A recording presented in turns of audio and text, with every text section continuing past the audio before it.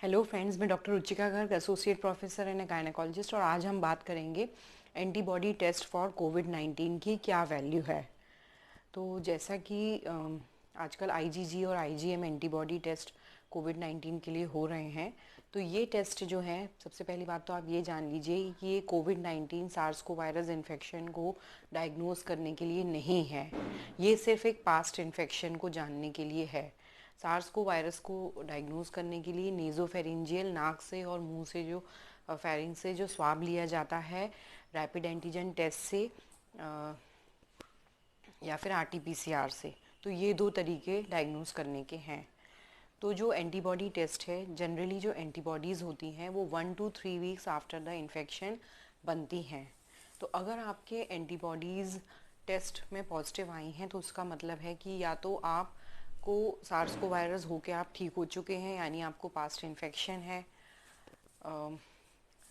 और कभी कभी ये भी हो जाता है कि कुछ लोग एसिम्टोमेटिक निकल जाते हैं, मतलब उनको कोई सिम्टम्स नहीं आते, और लेकिन उसमें अगर हम टेस्ट एंटीबॉडी टेस्ट कराएं तो हमें ये पता चल सकता है कि ये सार्स को वायरस इन्फेक्शन इनको हो चुका है, क्योंकि अब इनका एंटीबॉडी टेस्ट पॉजिटिव आया है।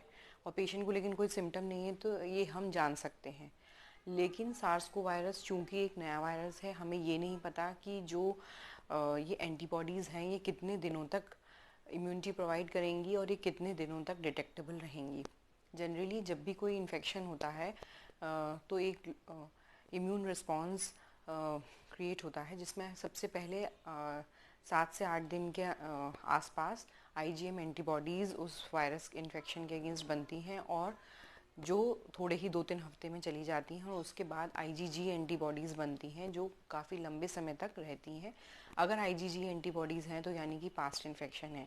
लेकिन सार्स को वायरस में अभी हमें पता नहीं है कि ये एंटीबॉडीज़ कितने दिन तक प्रोटेक्शन प्रोवाइड करेंगी, लेकिन हाँ, कुछ दिनों तक तो इनको प्रोवाइड करना चाहिए, क्योंकि सार्स को वायरस के री इन्फेक्शन के केसेस आ रहे हैं। हालांकि री इन्फेक्शन बहुत रेयर है और डिफरेंट स्ट्रेन ऑफ वायरस से हो सकता है, ठीक है। और अगर आपका जो है एंटीबॉडी टेस्ट नेगेटिव आया है तो इसका मतलब है कि आप कभी भी सार्स को वायरस आपको इन्फेक्शन नहीं हुआ है, या फिर आप कि कोई कोई पॉजिटिव होने के बाद भी किसी किसी में एंटीबॉडी रिस्पॉन्स नहीं आता है। ऐसे कई पेशेंट्स हैं, और मैं भी रिसेंटली सार्स को वायरस से इन्फेक्टेड हो चुकी हूँ। मेरे एंटीबॉडीज़ लेवल आए थे, लेकिन मेरे हस्बैंड जो हैं वो उनको इन्फेक्शन हुआ, बट उनके एंटीबॉडी टाइटर डिटेक्टेबल नहीं है। तो ये कोई ज़रूरी नहीं है कि आपके एंटीबॉडीज़ डिटेक्ट हों ही सार्स को वायरस के लिए। इसलिए आपको जो प्रोटेक्शन है वो मेंटेन रखना है। अभी नॉर्मल डेज़ नहीं है, आप मास्क लगाइए, सोशल डिस्टेंसिंग मेंटेन कीजिए, और घर से जब तक काम ना हो जब तक ना निकलिए, और जिससे भी मिले ज़्यादा मेरी तो यही एडवाइस है कि ज़्यादा पार्टीज़ वगैरह भी नहीं करना चाहिए। अभी नॉर्मल डेज़ जब आ जाएँ, एक बार कोई वैक्सीन आ जाए या इसका पेंडेमिक ख़त्म हो जाए, तभी हम लोग नॉर्मल लाइफ जी पाएंगे। तब तक हमें प्रोटेक्शन के साथ ही रहना है, क्योंकि ऊपर वाले की कृपा से अगर कुछ ऐसा हुआ, क्योंकि बूढ़े लोगों में और इनमें काफ़ी इन्फेक्शन होने के चांसेस होते हैं, उनमें प्रोग्नोसिस, जिनको कोमॉर्बिडिटीज़ हैं जैसे डायबिटीज़, हाइपरटेंशन या अस्थमा, या जिनकी लंग्स पहले से इन्वॉल्व हैं या स्मोकर हैं, तो उनमें सार्स को वायरस की प्रोग्नोसिस अच्छी नहीं है। सेकेंड वेव इंडिया में आ चुकी है और हम शायद इससे डील कर पाएँ कि न कर पाएँ। इसलिए अभी घूमना फिरना जितना कम रखें उतना ही अच्छा होगा। ये हेल्थ केयर बर्डन नहीं बढ़ेगा। जिन लोगों को सच में ज़रूरत है हॉस्पिटलाइजेशन की, उनको ही हॉस्पिटलाइज करेंगे। अदरवाइज़ बहुत हमारी इंडिया की पॉपुलेशन आप जानते ही हैं।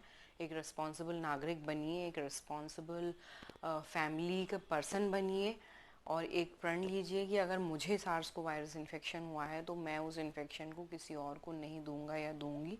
मेरे से आपको इन्फेक्ट नहीं होना चाहिए। आपको बिल्कुल अब घर से नहीं निकलना है, स्ट्रिक्ट क्वारंटाइन और आइसोलेशन फॉलो करना है। Thank you. और आप चैनल को सब्सक्राइब कर सकते हैं, कमेंट्स पूछ सकते हैं। Thank you, bye bye.